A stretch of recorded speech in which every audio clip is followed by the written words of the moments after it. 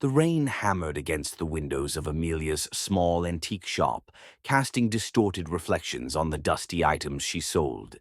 Business had been slow for weeks, and tonight's storm ensured no customers would wander in. She sighed, flipping through a tattered magazine, when a sharp knock startled her. Standing in the doorway was an old man, hunched and dripping wet, clutching a package wrapped in faded cloth. His pale, trembling hands passed it to her without a word. "This is for you," he whispered, his voice a rasp that barely rose above the storm. Before she could ask anything, he turned and disappeared into the night. Curiosity piqued, Amelia unwrapped the package. Inside was a small mirror, its gilded frame tarnished and etched with strange symbols. Its surface gleamed unnaturally, reflecting more than just her shop. It seemed deeper, darker, as if it led to another place entirely. Amelia felt a chill crawl up her spine.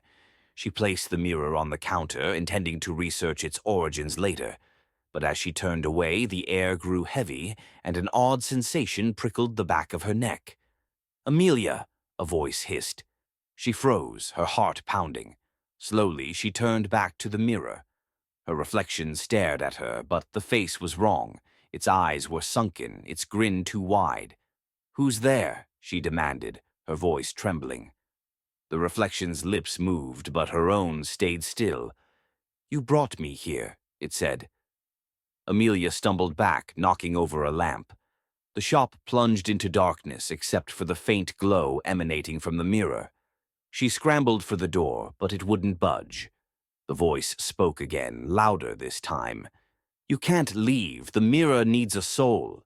Amelia screamed as her reflection's hand reached out of the glass, its long, claw-like fingers curling toward her.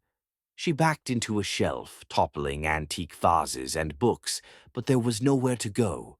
"Please, no!" she cried, tears streaming down her face. The hand grabbed her wrist, its icy grip paralyzing. The mirror pulled, and she felt herself being dragged forward. Her vision blurred, the shop fading into a swirling darkness. When the storm cleared, the shop was silent. The mirror sat on the counter, its surface smooth and still. Later that week, a curious shopper entered the antique store, drawn to the peculiar mirror.